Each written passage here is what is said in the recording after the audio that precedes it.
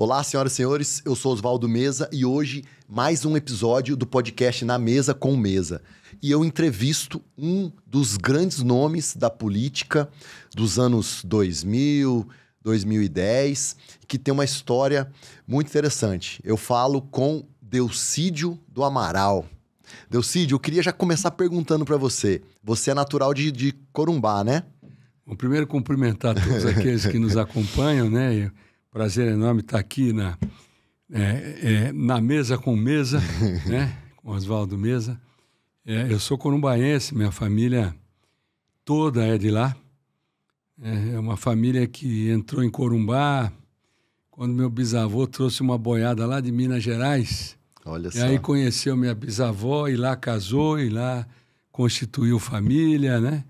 Então é uma família muito tradicional lá da região do Pantanal. E eu tenho muita honra de ter nascido lá. Delcídio, onde é melhor pescar? Em Albuquerque, no Paraguai-Mirim ou na Serra do Amolar? Bom, olha, eu na verdade, a fazenda que nós temos, passa o Rio Negro lá no fundo, que é um afluente, né? Então, eu normalmente pesco no Rio Negro, né? Conheço. Mas esses três lugares que você colocou, assim, o lugar mais deslumbrante, do ponto de vista de meio ambiente, do ponto de vista de descanso, de você dar uma aliviada na alma, né? É claro que é a Serra do Amolar, maravilhosa, linda, né? Com certeza. Delcídio, você nasceu em Corumbá, depois você foi estudar em São Paulo. Sim.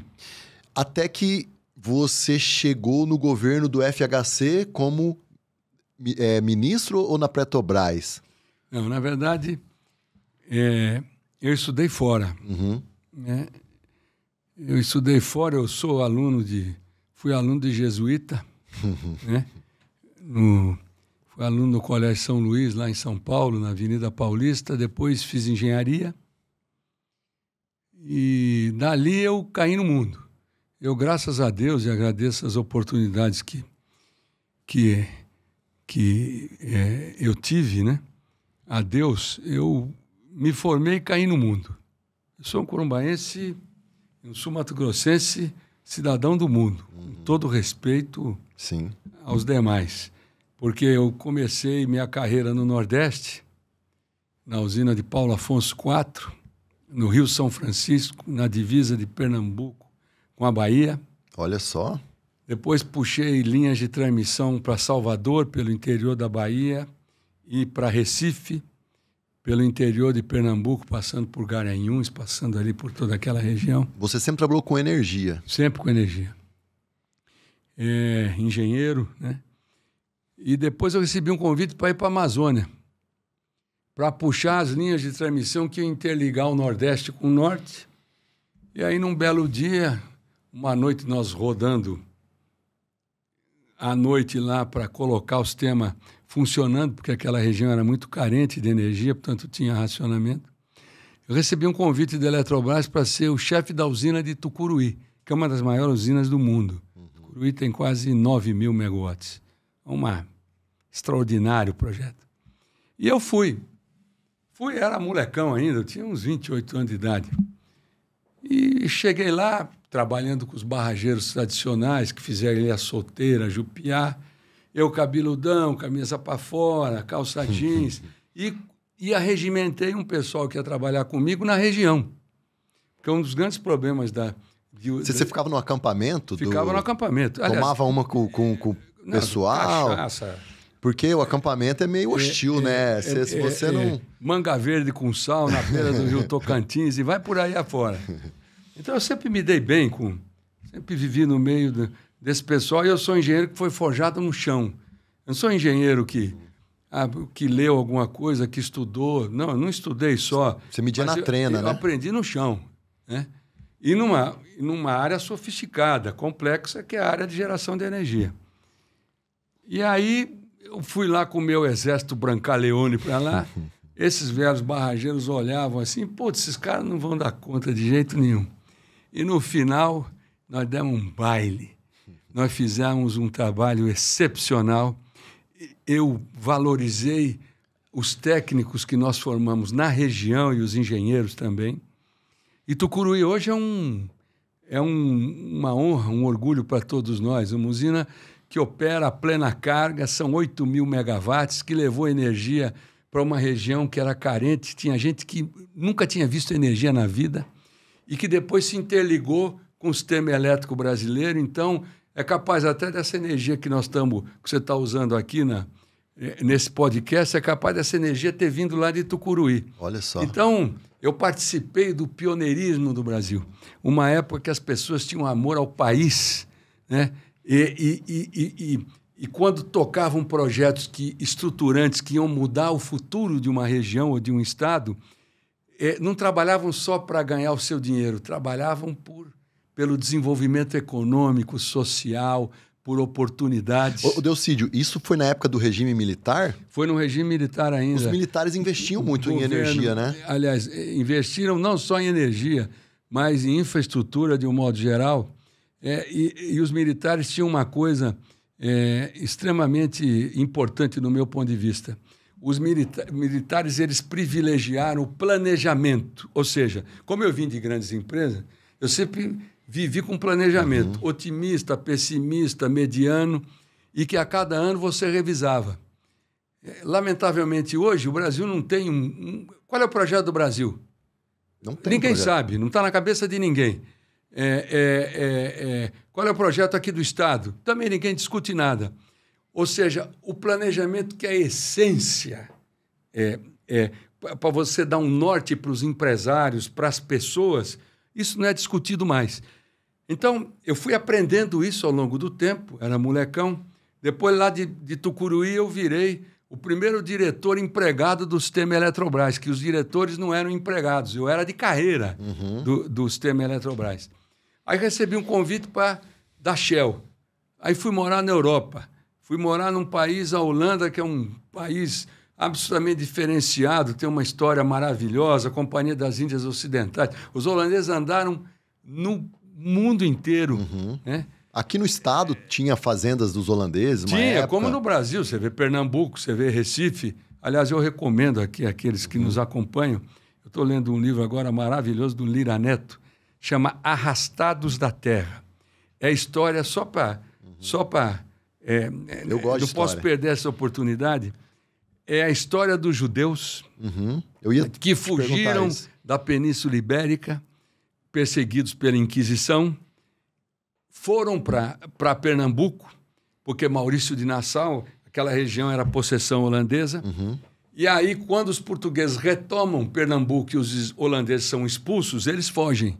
E fogem para uma pequena cidade que naquela época eles chamavam de Nova Amsterdã. Essa cidade simplesmente é Nova York, que foi fundada por eles. E depois eles que deram o presente da Estátua da Liberdade, sim, não foi? Entre outras coisas também. Né? Então, lá eu conheci o mundo inteiro e conheci trabalhando. Né? Porque a Shell tem operações no mundo inteiro, no Oriente Médio, na Oceania, aqui nas Américas. Então, eu aprendi muito. E lá aprendi várias línguas e convivi com um povo muito tolerante, porque eles respeitavam raça, religião. Eu não sei hoje a Holanda como é que está, porque houve um movimento grande hoje na Europa, um pouco diferente, quase xenófobo, né? Em alguns países. Depois, quando eu voltei para cá, aí fui trabalhar no Sul, em Santa Catarina, né?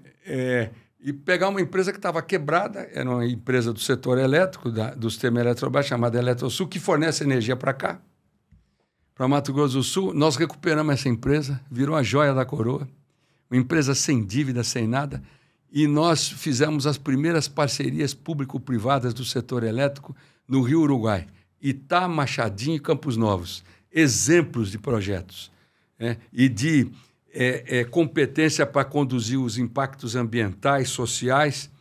De lá eu fui para o Ministério de Minas e Energia, era secretário-geral. Aí o ministro saiu para ser candidato, o presidente Itamar Franco me chamou. E aí disse assim, olha, Delcídio, você fica no ministério aí, que eu não quero negociar esse ministério, nós estamos no último ano de governo, você já tocava o ministério como secretário-geral, então fica aí. E eu fiquei no ministério. Você chegou lá por currículo, então? Por currículo. Não foi político? Não, foi por currículo. E uma decisão pessoal do presidente Itamar Franco. Aliás, um presidente que poucas pessoas lembram, mas que foi fundamental para a história do país. Sim. Né? E que foi realmente quem conduziu o Plano Real. Sim. Porque acham que o Plano Real é do Fernando Henrique. Não. Fernando Henrique era o ministro da Fazenda, mas o presidente, na época, era o Itamar. E eu cheguei lá porque fiz carreira técnica, né? Fui presidente do Conselho da Vale do Rio Doce também, né? E depois diretor da Petrobras, de gás e energia. Quando nós introduzimos o gás natural aqui, o Bolívia Brasil era a minha diretoria que tocava. Isso, e eu queria te fazer uma pergunta. Certo. Eu me lembro muito bem da época do gasoduto. Aqui, eu lembro que tinha umas F-150. Eu era guri, que andava, achava bonita aquelas caminhonetes. Que os americanos que fizeram junto conosco. E os caras andavam aqui e tal. Isso. Só que o gasoduto, ele praticamente não deu em nada hoje, porque você não se tem mais os kit gás, houve aquela febre de colocar kit gás no carro, as usinas também não pararam de usar um pouco o gasoduto. Você não acha que o gasoduto, ele foi muito marketing para pouca utilização, Mesa. igual tem se feito com a rota bioceânica hoje? Muita água para pouco peixe? Olha, eu vou responder as duas perguntas que são ótimas. A primeira é o seguinte: o gasoduto Bolívia-Brasil, ele nasceu com o Tratado de Roboré na Bolívia. Ele nasceu de um projeto que enxergava a integração sul-americana. Por exemplo, como é que surgiu a Comunidade Econômica Europeia? A integração foi via energia. Então, aqui é a mesma coisa. Foi Itaipu, que é uma usina de integração nacional, Paraguai e Brasil. Grande projeto, uma grande usina que eu tive. Durante muitos anos foi uma das maiores do mundo, né? Do mundo, ainda é. Hoje, uma das maiores. Hoje, Itaipu, eu acho que deve estar entre as 5 primeiras. Só perde, talvez, com certeza, na Rússia tem uma usina chamada Sayanskaya, que é grande também, mas só perde, assim, que eu me lembre. Pode ter outras na frente de Itaipu, mas só perde para Três Gargantas, que é lá na China, no Rio Yangtze, que eu tive a oportunidade de conhecer também. Então, essa concepção, ela não veio, ela veio muito antes. Mas como todo acordo binacional, você tem todo um esforço diplomático, técnico, político. Eu tive a honra de assinar o acordo do gasoduto Bolívia-Brasil. Isso quando eu estava no Ministério de Minas e Energia. Eu não era nem ministro, era secretário-geral. E nem imaginava que, no final, eu que participei de tudo isso, estruturei todo esse acordo, viria a ser diretor de gás e energia para fazer o gasoduto Bolívia-Brasil na Petrobras.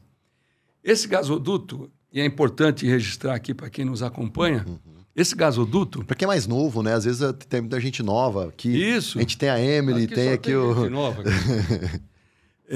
Só nós que somos velhos, né, Ailton? A Bolívia é muito rica em gás. E a matriz energética brasileira, ela precisava de consolidar dentro da matriz o gás natural. Hoje as pessoas falam aí em transição energética. A transição energética é o gás natural. Ou seja, a saída de óleo, diesel, de gasolina e outros subprodutos, né, refinados, a transição é o gás natural. Tanto é que a Alemanha, quando suspendeu as termoelétricas, ela construiu termoelétricas a gás natural, porque o impacto ambiental do gás era menor. Com a guerra da Ucrânia, isso complicou-se, porque bloquearam o Nord Stream, que é um gasoduto que sai da Rússia, passa pelo Mar do Norte e entra na Alemanha, e a Alemanha voltou a despachar as usinas nucleares, as usinas a óleo, as usinas a carvão, porque a Alemanha tem muitas usinas a carvão. E aqui o que aconteceu? Quando nós fizemos o gasoduto, veio o racionamento de energia. Os apagões. Lembra bem, 2001, aquela época, 2000. Aí nós montamos um projeto chamado PPT, Programa Prioritário de Termoelétrica. Nós fizemos uma Itaipu em 3 anos. E que, de certa maneira, absorveu toda a capacidade de gás natural que vinha da Bolívia de 30 milhões de metros cúbicos dia. E salvou o Brasil. Aliás, o Brasil não raciona mais por causa desse projeto. E nós fizemos uma amortização rápida do investimento no gasoduto, em 10 anos. Naquela época, a tarifa de transporte era igual aqui e igual lá no Rio Grande do Sul, porque esse gasoduto ele desce, pega São Paulo, Paraná, Santa Catarina, vai até o Rio Grande do Sul. Quando amortizou, aí a tarifa de transporte é por distância, ou seja, quanto mais próximo da divisa com a Bolívia, mais barato é o preço do gás comparativamente com os outros estados. O que tinha sido concebido? Os grandes consumidores daqui de Mato Grosso do Sul do gás natural foram as termoelétricas que nós fizemos em 2001. E a ideia o que era? É que houvesse um programa de governo, porque como o gás, a molécula de gás ia ser barata, porque a tarifa de transporte ia cair, tornar Mato Grosso do Sul um estado intensivo em consumo de gás natural. E atrair também quem utiliza o gás, né? Isso era a essência. Mas não. Na época, quando nós concebemos isso, nós botamos a cobrança do ICMS em Corumbá. Então, Mato Grosso do Sul se aproveitou totalmente dos tributos associados aos 30 milhões de metros cúbicos dia. E não fez a lição de casa. Por quê? Porque essa tarefa de atrair grandes consumidores de gás, isso não é da Petrobras. Isso é da MS Gás, que é uma distribuidora de gás natural no Mato Grosso do Sul. E isso incluía levar gás natural para as residências. O que eu acho errado, porque tinha que ser privatizado, tinha que abrir para mais de uma. Aí é que está. Essa é outra coisa que, por exemplo, em alguns estados já houve a privatização. Eu vou dar um exemplo contundente, para depois ninguém ficar inventando narrativa. A Comgás, por exemplo. A Comgás é privatizada, né? Várias companhias de gás em outros estados são privatizadas também. Aqui não houve a privatização e também não houve uma ação da distribuidora de gás para aumentar o consumo de gás, porque isso era mais renda. Era geração de emprego, era qualificação e competitividade. Uma coisa que ninguém discute no Brasil, e a competitividade brasileira está assim, ó. E os caras batem no peito que nós somos isso, nós somos aquilo. Nós estamos indo de mal a pior do ponto de vista concorrencial com outras nações. Sim. Então, o gasoduto foi um sucesso, porque ele segurou um racionamento. Você lembra, você era novo ainda?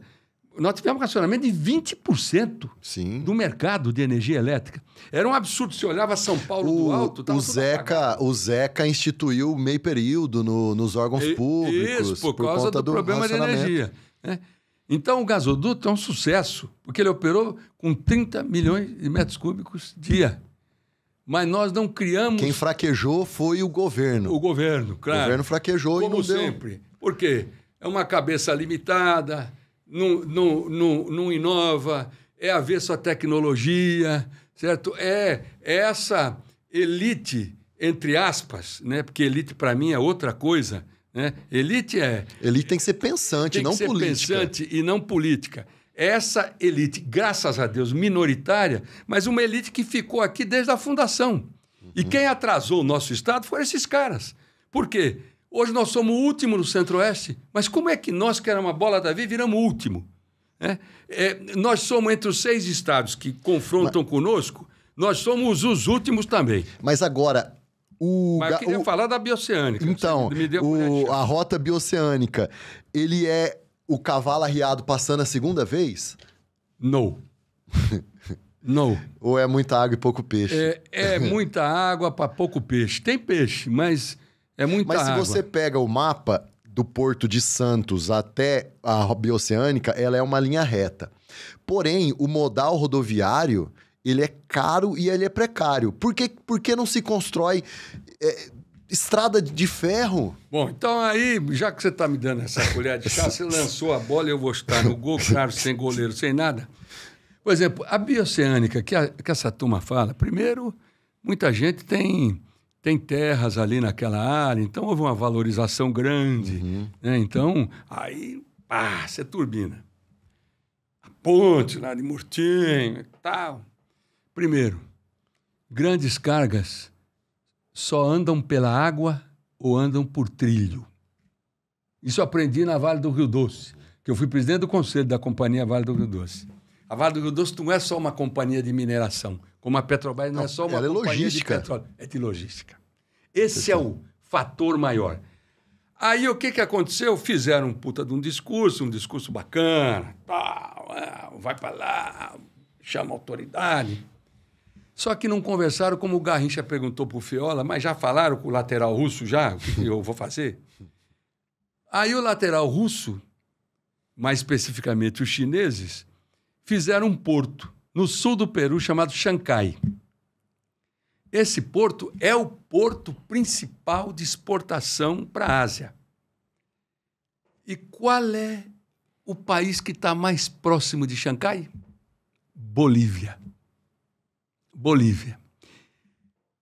E o importante, ninguém fala aqui, tem gente já estudando essa ferrovia sucateada que está na mão da Rumo, né? E que já devia ter um termo de ajustamento de conduta ou então um cancelamento da concessão para trazer alguém para investir.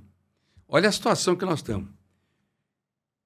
Como Chancai está mais perto da Bolívia, você precisa fazer muito menos em termos de ferrovia, algumas centenas de quilômetros, para chegar em Chancai. Com isso, você interliga os dois litorais, o Atlântico e o Pacífico. Claro, eu não estou aqui... Aqui a turma... É só narrativa. Vende um peixe que... Diz que o peixe é o único animal sobre a Terra que ele cresce de tamanho depois de morto. Então, aqui os caras inventam isso. Eu ia fazer meu mestrado na Rota Bioceânica. Aí, na primeira aula, eu falei, mas espera aí. Se não tiver uma ferrovia, esse projeto... Bom, e você tocou no ponto. Essa bioceânica que falo aí, que vai ter sua importância, mas não é a principal. Transportar carga por estrada de rodagem, por rodovia, você tem que transportar por rio, por mar ou por trilho.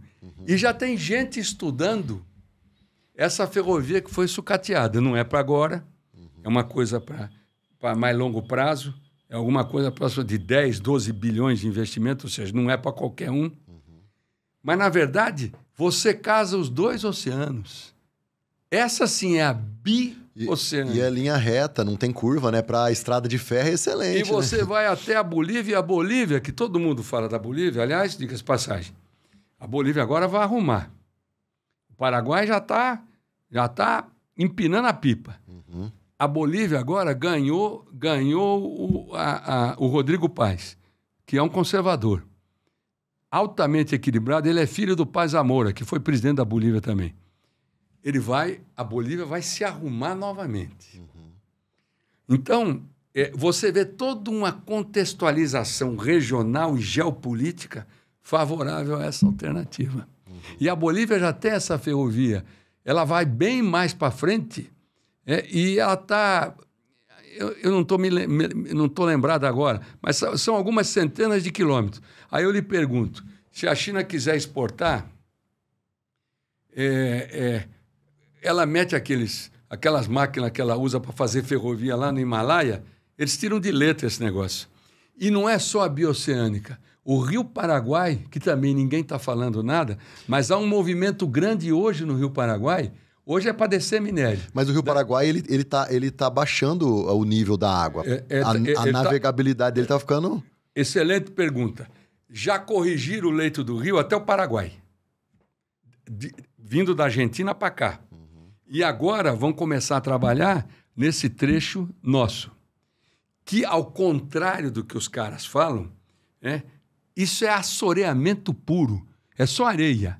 O trecho de pedra, que muita gente vendeu peixe, não pode mexer, que é trecho de pedra, que não sei da quanta, vai mexer com não sei da... Pedra é lá no Paraguai. E já derrocaram tudo já lá o leito. E as embarcações que vão ser utilizadas agora, eu conheço bem, porque eu trabalhei nesse projeto até considerando essas sazonalidades do Rio Paraguai. São embarcações apropriadas para essa variação de nível do Rio Paraguai para possibilitar o transporte de minério durante o ano inteiro. Só que essa hidrovia não vai servir só para isso só. Com o advento da bioceânica, ela vai trazer outros produtos onde o Rio Paraguai vai começar a descer com carga e subir com carga também. Então, eles falam muito de esmagar soja lá no Chile, né? E de lá mandar para outros países. Eu acho que o pessoal da Rota Bioceânica, eles não estão se atentando muito à questão de minério, sabe? E, pelo menos é a conversa que se tem aqui, né? O pessoal do Chile quer saber de soja, de... Hoje, por exemplo, nós somos um estado de economia primária. Não temos condição de agregar valor para ganhar mais dinheiro? Eu vou te dar um pequeno exemplo, prático, de quem é da área. Agora estão fazendo celulose, né? Mas mesmo assim... Pois é, mas eu queria também fazer uma consideração sobre celulose, que acho que é importante, no meu ponto de vista. Mas você veja, o gasoduto ele passa dentro de Corumbá. Aqui, essa elite aí que atrasou o Estado, né? Eles só estavam interessados na arrecadação. Sim. Agora a arrecadação caiu. Por quê? Porque a Bolívia, por causa da instabilidade política, as petroleiras saíram de lá e petróleo e gás você tem que produzir e reinvestir para você manter as reservas num patamar adequado. Você tem que pôr o dinheiro na frente, né? Tem que botar o dinheiro.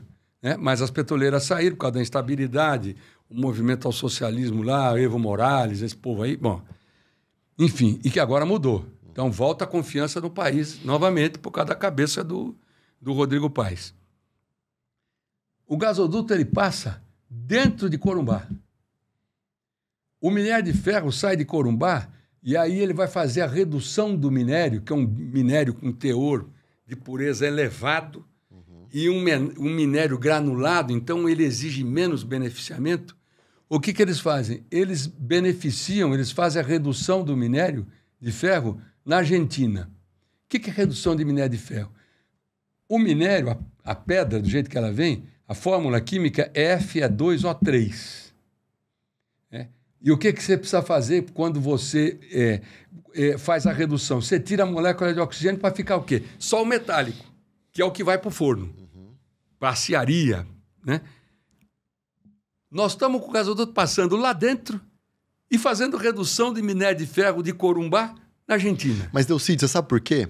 Porque nós somos ricos em minérios naturais, em gás.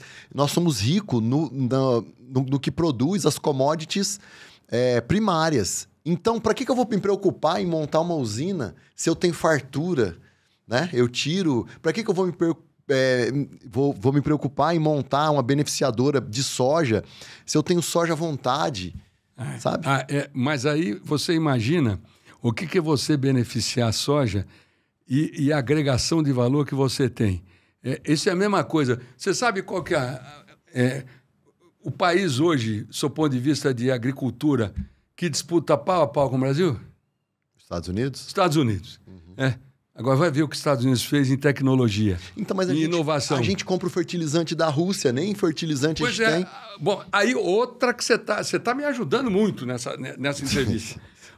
Eu quero entrar nas polêmicas, mas o assunto tá bom, né? Olha, outra coisa também importante. Separadora de gás. Eu vi gente falando aqui, candidato, nas últimas eleições. Não sabe nem como separa o gás. 3 anos atrás. Não sabe nem o que é separadora. Nós vamos começar daqui a 6 meses.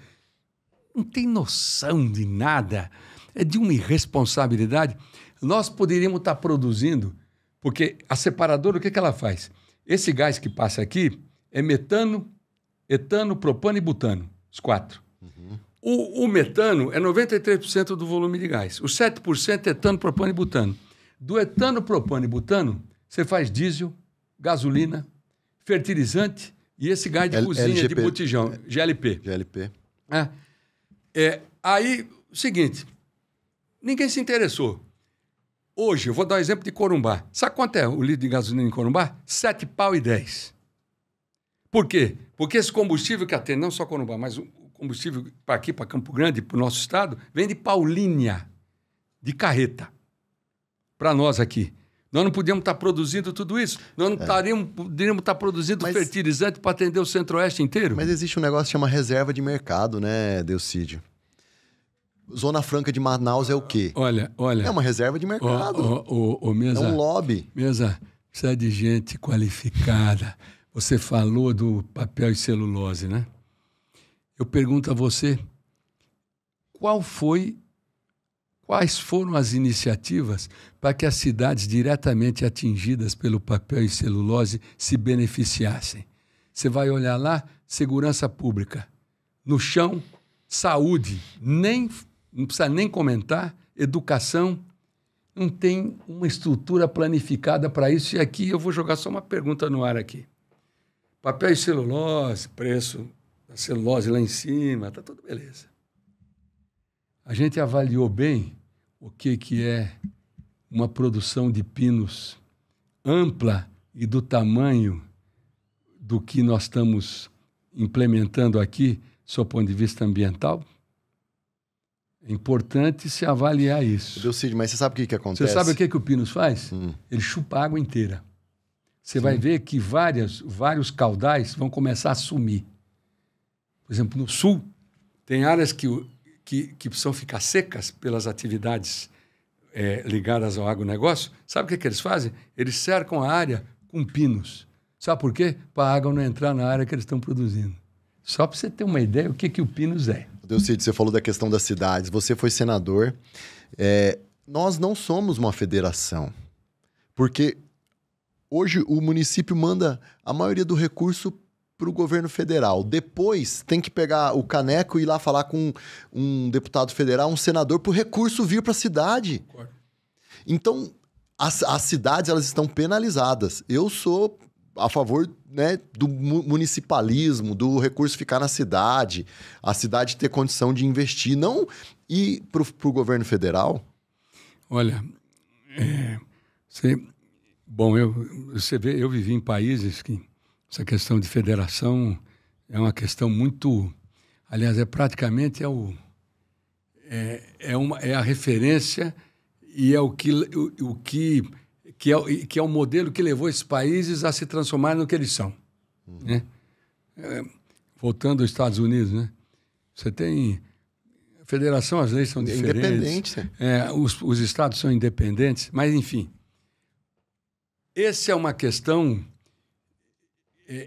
que merece uma discussão ampla, porque, na verdade, esse modelo que nós temos é um modelo, com todo respeito, é um modelo colonial. Colonial. Imperialista. É o governo imperialista, né? Onde você tem uma excessiva concentração na União e os estados vivem mendigando o que é necessário para que eles tenham minimamente condições de atender a população e a sociedade. Amanhã vai ser... Vai ser uma discussão muito mais ampla. Amanhã vai ser dia 15 de novembro. Eu falo que foi o golpe da República. Porque, na verdade, não se institui uma república. Mudou só do imperador, né, para o modelo que a gente vive hoje. Mas isso aí é um outro assunto. Para a gente finalizar... Olha, senhora, pegar uma carona aí, sabe? Você tá falando? Tem um livro... Eu revisitei, eu já li esse livro antes e agora resolvi ler outra vez. De uma historiadora da USP, em São Paulo, chama As Barbas do Imperador. É a história de Dom Pedro II, mas que perpassa Dom João VI, Dom Pedro I, Regente Feijó, Zé Bonifácio de Andrade Silva, e aí entra na República, Marechal Deodoro da Fonseca, e assim vai. Militar, imperdível. Né? Militar, né? É imperdível esse livro para você ver as distorções que o Brasil tem. Eu não vou falar outras coisas piores, mas é um livro sutil, absolutamente hábil ali, né? Schwartz escreve com habilidade enorme, mas ali você entende um pouco o que é o Brasil que a gente vive hoje, inclusive. Delcídio, para a gente finalizar a questão da energia, eu sou estudioso dessa área. O Enéas, ele falava muito sobre a bomba atômica. Sim. Eu quero te perguntar sobre o projeto Angra. Por que não vai para frente? Se o Brasil tem todas as condições de enriquecer urânio, tem as condições de explorar o nióbio. Mesa, o seguinte, eu fui do setor elétrico. Quando eu fui ministro, nós tínhamos só Angra 1, que era Westinghouse, era uma usina com tecnologia americana, 600 megawatts. E nos governos militares, acho que foi governo Geisel, foram compradas as usinas de Angra 2 e Angra 3, da KWU, tecnologia alemã. E eu sou favorável à geração nuclear, então... Sim. E por convicção. Eu sou favorável, tanto energeticamente quanto militarmente. Como do seu ponto de vista ambiental também. Como que eu vou ser nacionalista se eu não tenho... Eu vou brigar com a faquinha, o cara vem com um facão, né? A gente tem que ter poder militar. E se você ver, aí nós queremos retomar Angra 2.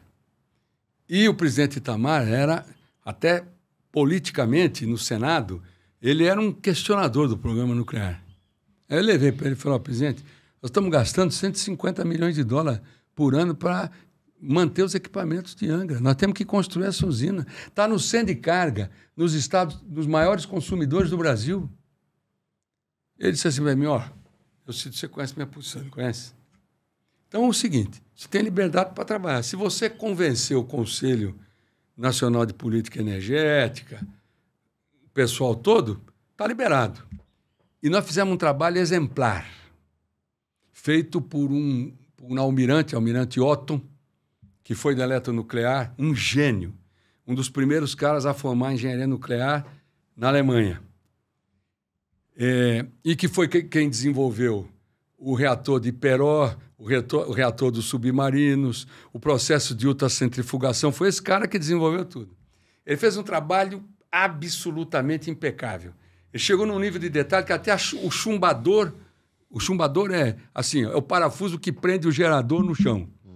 Ele chegou nesse nível de detalhe. E nós fizemos Angra 2. Angra 2 hoje é uma das melhores usinas nucleares do mundo, em desempenho. Agora nós estamos discutindo Angra 3, que é irmã de Angra 2. Angra 2 e Angra 3 são exatamente iguais. Né? Então fica essa discussão do ambientalismo, que é muito bonito, mas a vida é dura. A vida é dura. Agora mesmo, incentivaram, botaram energia solar para tudo quanto é lado aí. Eu não sou contra, não, muito pelo contrário. Eu sou favorável. Achando que tinham resolvido. Só que tem um negócio em energia que chama energia firme. E energia firme quem é que tem? Só as usinas termoelétricas, porque se você tem 1.000 megawatts instalado, ela vai gerar 1.000 megawatts. A hidrelétrica depende da vazão do rio, mas sempre tem uma energia alta. E o poço de petróleo, né? Claro. E que não vai sair, aí os caras, nós não temos. Eu estou vendo agora a COP30, discurso, não, energia fóssil. Energia fóssil não sai por mais um longo tempo. Não. Porque... Isso é coisa de ONG que recebe dinheiro para poder falar besteira. Normalmente para defender outros tipos de interesse não ambiental. Jorge Soros e etc. Também, Então, o seguinte, você precisa completar o programa nuclear brasileiro. Porque a tecnologia nuclear ela agrega muitas coisas e não é só para geração de energia ou é belicamente. É na saúde, numa série de segmentos que o país se beneficia. Tomografia é o quê? Claro, é nuclear. Né? Não tem dúvida nenhuma.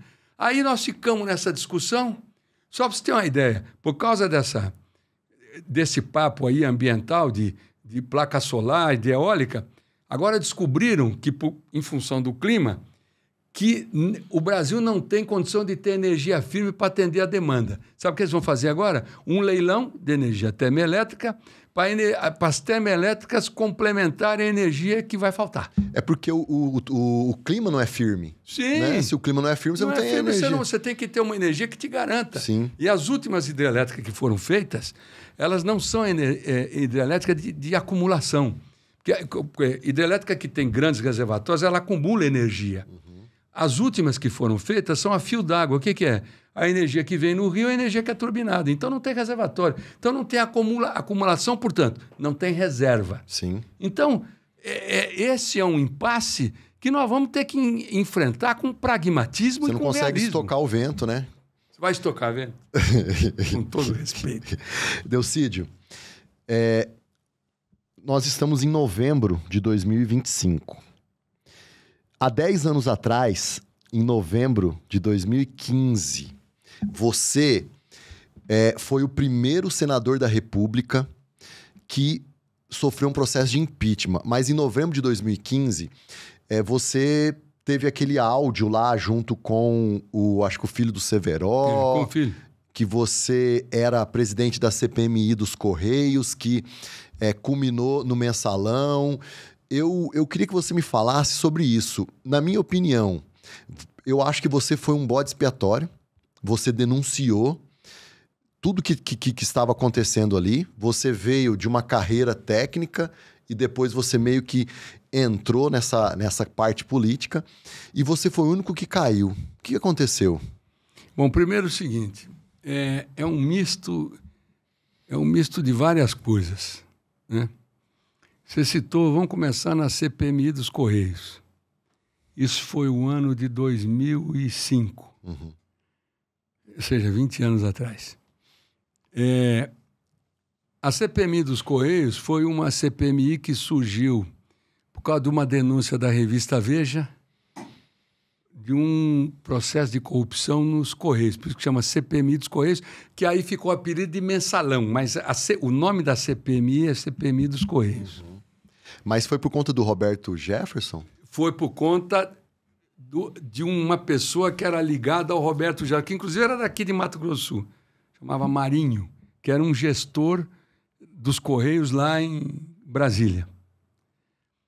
E, naquela época, criaram a CPMI, quer dizer, CPMI porque é uma CPI mista, né, de deputados e senadores. Senador, né? Mas era uma CPMI absolutamente fora de qualquer...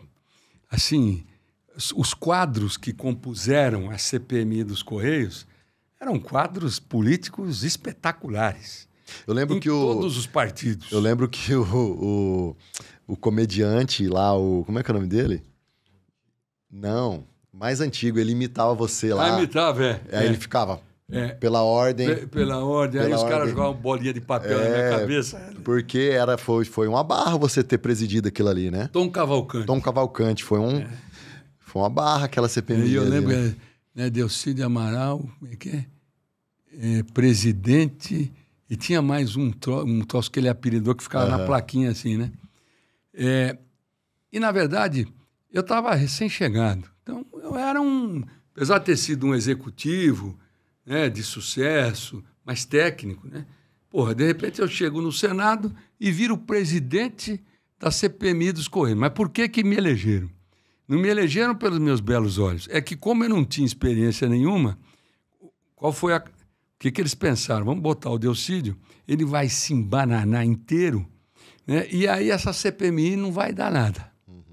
Bom, e assim a história começou. E eu também, inexperiente, eu tenho que confessar que eu estava com medo também, porque, cada cara lá com vários mandatos e eu sendo presidente. E eu ganhei por um voto. E gente mafiosa, né? Digamos, de passagem. Né? Aliás, um time lá que fazia discurso que eu mesmo já sabia o que os caras tinham feito no verão passado e ficava quieto lá só ouvindo o besterol, né? Bom, e aí eu acabei assumindo. O meu relator foi um deputado do Paraná, um cara que eu nem conhecia, ou seja, era uma CPMI assim que tinha tudo para dar errado, porque eu não tinha experiência nenhuma, o Osmar Serralho era um deputado federal, já não era de primeiro mandato, mas um cara low profile, e nós dois não nos conhecíamos. E toda a CPMI, o primeiro problema que uma CPI enfrenta é quando o presidente começa a disputar espaço com o relator. Aí começa a confusão. Várias delas terminaram por causa da briga de presidente com relator, de relator com presidente. Bom, começamos os trabalhos e eu comecei a me entender bem com o Osmar e aquilo foi avançando. Quando veio uma entrevista do Roberto Jefferson na Folha de São Paulo para Renata Lopretti, que escrevia o painel naquela época da Folha, e o Roberto abriu o verbo. Cantou, e né? Explicando. Ele cantou na CPI. Né? E ele explicou como é que era o esquema, as votações, como é que isso funcionava, Marcos Valério, o esquema do pisolato, que era que cuidava da área de comunicação, Banco do Banco Rural. do Brasil, o Banco Rural. E assim foi. E aí, um negócio que era uma corrupção era um dinheiro que tinham dado para o Marinho, acho que de R$3.000, virou um gigante. E eu vejo, né, muita gente aí batendo no peito, são os moralistas, né, são os caras acima do bem e do mal, né? A CPMI dos Correios pegou o PT, pegou o MDB, pegou o PP, pegou o PL, pegou o PTB. Então, isso que eu queria te perguntar. O PL, na verdade, ele era o Valdemar da Costa Neto. Isso. O PL já era da base do governo. Hoje, aqui no Mato Grosso do Sul, o PP quer ser os donos da direita, o PL, os donos da direita, os moralistas, mas eles têm um passado, né? Eles têm um passado que eles não gostam de falar desse passado, né? O próprio Valdemar da Costa Neto, ele foi processado exatamente por causa da CPMI dos Correios. E recebeu o indulto, né? O PP, por exemplo, naquela época, o Janene, né? E vários outros parlamentares também no mesmo processo. É o mesmo partido que está aí. Os dois são os mesmos, né? Então, acho que o maior mal que o Brasil tem é uma coisa chamada hipocrisia. O Rochefoucauld escreveu isso há centenas de anos atrás. Ele diz assim, a hipocrisia é a homenagem do vício à virtude. É isso mesmo. É o cara que é viciado, que tem um rabão do tamanho de uma jamanta e fala mal do outro, que tem um rabo muito menor que o dele. Então, enfim, essa CPMI foi um sucesso, por uma razão. Aliás, eu recomendo, tá na internet. A CNN fez um documentário sobre a CPMI dos Correios. Vale assistir. Porque ela foi uma CPMI técnica. Nós fomos a primeira CPMI que fez investigação de rastrear dinheiro, usando plataformas do MI6, que é o Serviço Secreto Inglês. Então, nós rastreamos o dinheiro todo, para onde que foi, quem que pegou, tudo. Saía do Marcos Valério, ia para as empresas, ia para o PT. Para as empresas, irrigava o PT, irrigava o MDB, irrigava o PP, o PL, todo mundo. Eles se arrependeram de ter votado. Se arrependeram. E eles apostavam que eu ia me atrapalhar e que eu ia, na hora lá, bater fofo e ia ficar o dito pelo não dito. E não foi assim. Nós fizemos, eu lembro bem, quando nós chegamos no final e o Osmar Serralho, que era o meu relator, chegou para mim e falou assim, puta, Delcídio, tá todo mundo puto com a gente. Eu falei, então nós fizemos um trabalho bom. Porque não é só um lado, nós fizemos um trabalho isento, né? Enfim, então foi um modelo. E outra coisa, só para você... É que ninguém lembra. O relatório da CPMI dos Correios, ele foi auditado pela Ernst Young. Ou seja, quando o Serralho apresentou o relatório, ele tinha sido auditado por uma das maiores companhias de auditagem do mundo. Nós auditamos tudo que nós fizemos. Movimentação financeira, ligações telefônicas. Esse sistema do MI6, você checava, eu tinha ligado para você, aparecia que hora, que dia, tudo assim. Nós usamos... Foi uma CPI técnica. Ela foi bem instruída. Muito bem instruída. Muito bem, mas porque tinha quadros ótimos. Para dar pequenos exemplos, né, os quadros da CPMI dos Correios. Álvaro Dias. Eduardo Paes, prefeito do Rio hoje. ACM Neto. Pelo PT mesmo, Eideli, o Zé Eduardo Cardoso. Enfim, porque como era uma crise grande, surgiu... os partidos todos colocaram seus melhores quadros. E o mais importante, nós não deixamos que uma crise política contaminasse a economia, que é o grande erro do que veio depois. Quando você, em vez de concentrar uma investigação, como é o caso da Lava Jato, concentrar uma investigação e não deixar que ela se espalhasse, mas ficasse absolutamente alinhada com aquilo que efetivamente estava sendo apurado, nós não prejudicamos, nós tivemos uma crise política, mas nós não tivemos uma crise econômica.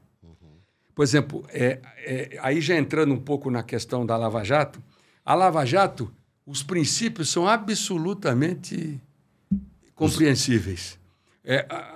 Mas intenções, são os mesmos. É que é governar. Que é o quê? Que é governar através de compra de apoio. A Lava Jato e o Mensalão. Sim, é a mesma coisa. Só que o que aconteceu no Mensalão? O Mensalão, você não teve uma crise econômica. Uhum. A Lava Jato, a operação da Lava Jato, ela se baseou numa lei americana que nós aprovamos, inclusive no Congresso, ainda soltando foguete. Só que como tudo no Brasil vira uma jabuticaba, os Estados Unidos, essa lei, que inclui colaboração premiada, caramba, se você é dono de uma empresa e você foi denunciado, depois investigado e depois condenado num processo de corrupção, você paga a conta, não a sua empresa. O que aconteceu com a Lava Jato?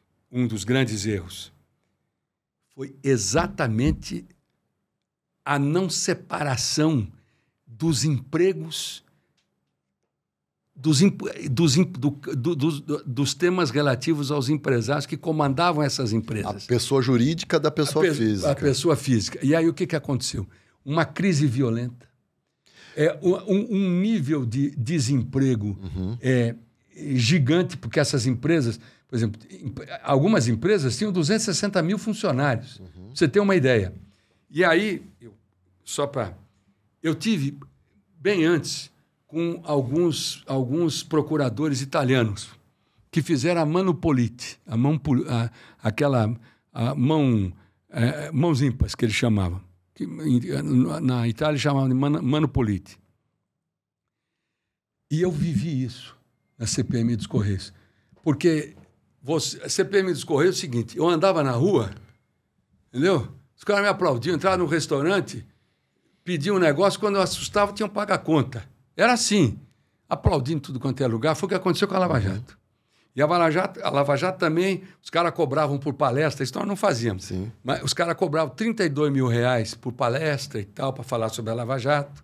Então, isso é um atrativo.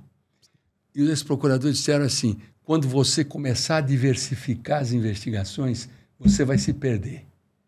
E não deu outra. A CPMI dos Correios, quando eu comecei a ver que nós estávamos perdendo o controle, na segunda-feira, depois de um final de semana, eu cheguei lá e falei, vai acabar dia 5 de abril. Começou aquele pau desgraçado, nós acabamos e demos resultado. O que aconteceu? Lava Jato, Paraná, Rio de Janeiro, não sei aonde, São Paulo. E aí, o que acabou acontecendo? Perderam o controle. E no meu caso específico, e aí respondendo a tua pergunta, o que a própria justiça acabou entendendo. E eu passei por todas as instâncias. Eu não me livrei por caducidade, eu não fui descondenado. Foi no mérito. Eu fui no mérito, até a última instância. Eu sofri, 10 anos. E fui inocentado em última instância por unanimidade em 15 minutos. Delcídio, o dinheiro da Passadina foi para onde? Bom, ficou provado que não veio para mim. Agora, recente, né? Que não veio para mim, né? Que era um caixa 2 eleitoral. Ou seja, saiu do criminal e foi para o eleitoral, né? E depois de todos esses, inclusive, gente daqui operando para tentar usar isso contra mim, politicamente, quebraram a cara. E como o feitiço vira como feiticeiro, muito provavelmente no ano que vem eles terão algumas surpresas desagradáveis em função desses movimentos que eles fizeram. Mas eles não sabem desse processo e não conhecem porque eles não viram. Né? E no final, aí quando o meu caso foi o seguinte, eu não fui só inocentado. Prova inidônea, gravação ilegal, ou seja, flagrante forjado. Eu, inclusive, entrei contra a AGU, entrei contra os procuradores que armaram a gravação. É o mesmo que gravou, são os mesmos que fizeram o Temer, que fizeram o Aécio. É a mesma figura. É um procurador que se aposentou rapidamente, que ele viu que ele ia entrar numa fria, né, chamado Marcelo Miller. Então, como alguém que tem que mostrar quem é, e eu sempre fui um cara que trabalhei a vida inteira e honrei tudo aquilo que eu fiz, entrei com uma ação, inclusive, contra a Advocacia Geral da União, porque eles vão ter que agora me ressarcir das perdas que eu tive. Recebi minha multa de volta também, né? Mas sofri muito. E aí, só para concluir, quando aconteceu o problema, 1 hora depois o PT soltou uma nota dizendo que ele não tinha nada a ver comigo. Que isso era problema meu. Quando os outros casos todos, cara, por corrupção, outra coisa importante, eu não passei por tudo isso por corrupção, eu passei por obstrução de justiça, não foi corrupção, ao contrário dos outros. Porque você supostamente estava tentando impedir o Severo de fazer a delação. Amainar para não atingir figuras ilustres da República Brasileira. Delcídio. E, na verdade, aí foi feita a gravação, mas aí a gravação dizia que eu tinha falado com o ministro A, com B, com C, com D. Depois foram investigar, não tinha falado com ninguém. Não viram na agenda, não viram ligação, não tinha nada. Né? Ou seja, é conversa de político quando recebe alguém que está demandado num tribunal superior, que fala, eu vou falar com A, com B, com C, mas na verdade não tinha feito nada. Né? E não teve crime nenhum, né? Mas paguei esses 10 anos e tenho certeza absoluta, né? Nesses 13 anos que eu tive de mandato, eu fiz um mandato absolutamente republicano e não só ajudando o Mato Grosso do Sul, mas ajudando o Brasil. Os principais temas brasileiros passaram pela minha mão como relator ou como autor de projeto, né? E por que eu fui escolhido? Você usou uma expressão do bode expiatório. Eram os resquícios da CPMI dos Correios, porque a CPMI dos Correios atingiu o PT mortalmente as suas principais lideranças. E foi a escola do PT, né? E foi a escola do PT. Eles aprenderam ali. E para refinar. Quando chegaram no governo. Então, somado a isso, a classe política, de certa maneira, ela contra a parede, né, por causa das investigações, aí o pensamento. Pô, se o partido dele não está defendendo, nós é que vamos defender, e o melhor, vai o Delcídio e ficamos nós. Mas como a política é muito dinâmica, veio o caso Aécio, que foi a mesma coisa. Aí o raciocínio com Aécio. Fica o Aécio, senão nós é que vamos. Delcídio, só que você está esquecendo de uma coisa. Você está esquecendo de agradecer o Zeca, porque o Zeca esses dias falou que você deve tudo a ele, que num comício que teve, quando ele disputou contra o Ricardo Baixa e o Dr. Wilson, se não me engano, ele falou no comício, tem que votar em mim e votar no Delcídio, senão não vota em ninguém. Foi por isso que você ganhou. Ele falou do Baixa e do comício do Baixa e do... Não, eu que estou querendo dizer. Eu acho que foi na eleição contra o Baixa que... Ah, sim, que ele disputou. Okay. Que ele disputou. E ele fala que ele falou que tinha que votar em você e por conta disso você não era ninguém, não era conhecido, por conta disso você virou senador. Pois é. É importante. Primeiro o seguinte, eu acho, repetindo o que o Roberto Jefferson falou para o Zé Dirceu, na época da CPMI dos Correios, eu acho que eu desperto no Zeca aqueles instintos mais selvagens. Então, o Zeca, ele não esquece de mim. É uma coisa absolutamente... É uma coisa até... Na psicanálise chama de sublimação, né? Não sei se é sublimação, mas é uma coisa quase psicótica. Com todo respeito, se ele fosse mulher, ele dava para você. Dava. Não tem dúvida nenhuma.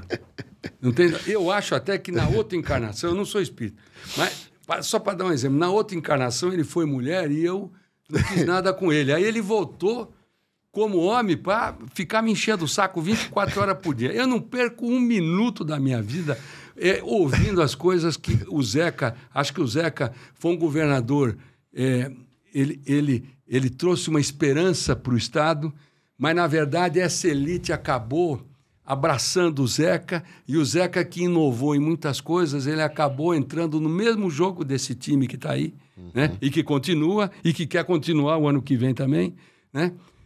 Mas a primeira pessoa que me convidou para entrar no PT Foi o Zeca. Eu estava na Petrobras, era diretor da companhia, era um príncipe, né? Porque ser dirigente de uma companhia do tamanho da Petrobras, que é uma das maiores companhias do mundo, é uma honra para qualquer cidadão, né, brasileiro. E eu, no início, não queria. E aí, ele botou o Zé Disseu para me convidar. E eu empaquei de novo. Aí me botaram o Lula, para o Lula me convencer a entrar no PT. E eu já tinha tentado fazer política no Estado em 98, que foi o ano que o Zeca se elegeu. E por quê? Porque existia um clima no Estado de mudança. Se for para pior ou para melhor, não interessa, de mudança. E eu ia me filiar no PSDB. Quem assinou minha ficha do PSDB naquela época, 98, foi o Sérgio Mota. Aí, essa elite, que eu era pato novo não pode mergulhar fundo. Eu quis mergulhar fundo, eles pegaram minha ficha de filiação e não registraram em cartório. Sua munição era pouca. Quando eu quis sair candidato, eu nem era afiliado. Quando aí veio essa ideia do PT. Enfim, eu acho que era uma zebra. Apostaram contra mim quando eu fui candidato ao Senado, porque no escurinho do cinema, parte do PT, né, estava apoiando o Pedrocian, e aí a Rames e Pedrocian, e aí a zebra cruzou o disco final, junto com o primeiro colocado, que era o Rames, né? E eu ajudei muito o Zeca. O Lúdio foi também senador. Não, o Lúdio foi antes. Foi antes, né? Foi antes. Né? Nessa época foi Zeca, o Col, Rames e eu. Né? O Carmirino também. Né? Mas eu ajudei muito. Aliás, não ajudei só os governos do PT. Ajudei o André Putinelli, ajudei o PSDB, ajudei todo mundo. E aí, quando eu ouço falar, aliás, como eu não acompanho nada que o Zeca fala, quem me contou essa história foi minha mãe. Porque eu carreguei ele nas costas. Eu sei o que foi feito na minha primeira eleição. Eles até mais ou menos faltando uns 20 dias, o jogo era contra. Mas aí eles viram que eu comecei a subir. E não por mim, é porque era a onda PT, era Lula.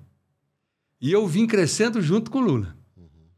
Chegou na reta final, eu me lembro bem, eu já considerando que tinha perdido a eleição. Porque aí eles começaram a mudar o discurso. Ele vai crescer, mas não dá tempo, não sei. Aí eles começaram a mudar mas não dá tempo, não sei o que lá. Eu andando ali na 14, numa bagaça do cacete. Eu e mais um cara comigo. Aí toca o telefone, me ligam. O Ricardo Teixeira, presidente da CBF, meu amigo de muitos anos. A Luiz Ianco, formado por jesuíta também. Tem um cara que quer falar com você. Quem? Montenegro. Ibope. Aí o Montenegro falou, Delcídio, nós fechamos uma pesquisa hoje que vai pro ar na televisão, no horário nobre. Você está a 3 pontos do Pedrocian e aqui as nossas curvas de tendência você vai passar no final de semana. Eu fiquei louco. Resultado? Cheguei em segundo. E passei no final de semana e ele falou assim, 82 mil votos de diferença. Foi 80 mil. Aí, já foi... Não, boa parte do PT, aqui eu sempre tive do lado e eles estiveram do meu lado também. A minha contenda era com o Zeca. Né? Aí... 2006. Eu saí candidato a governador, porque falava que eu não era daqui, não sei o quê, que eu era carioca, que eu morava em Florianópolis, na beira-mar, o cacete. Todo mundo sabia que o André ia ganhar. E todo mundo jogando contra. Vai ser a maior lavada do Estado, aliás, do país, quando abrir as urnas. Eu fiz quase 40% e o André fez 54%. E eu praticamente com time mínimo. E muitos do PT me ajudando. Mas aí, ali eu me firmei como um político sul-mato-grossense. Aí veio 10. Delcídio, senador de todos. Aquela não, aquela fui eu que construí. E andando no Estado, todos os finais de semana, levando recursos para os prefeitos, em aldeia, em assentamento, caramba. E ali foi uma lavada. porque eu fiz quase 900 mil votos, maior votação da história desse estado. Né? Fiz mais do que o André, que foi candidato a governador, e puxei ainda um candidato contrário ao candidato do Zeca à época para se eleger senador. Então, e mais, fora o que eu ajudei o Zeca, com doação. O segundo turno, quando o Zeca se reelegeu, quem foi para a televisão era uma espécie de Sérgio Chapelin. Eu entrava na televisão lá apresentando o programa contra o candidato do Wilson, que era o Baixa. E aí, eu não sei, por causa desses instintos selvagens, primitivos que o Zeca sempre teve comigo, ele não consegue me esquecer. Não te esquece. É um amor, é uma paixão eterna. Delcídio, quero agradecer. A gente tinha assunto para mais 1 hora de podcast, mas a gente tem um tempo limitado. Quero te convidar para a gente voltar outra vez, para a gente continuar. Muito obrigado. Você tem Instagram, redes sociais? Você quer deixar suas redes sociais? Não, mas eu tô rearrumando minhas redes. Delcídio, muito obrigado. Eu que te agradeço, uma honra, viu, Mesa? Pessoal, deixa seu like, seu comentário e até o próximo episódio.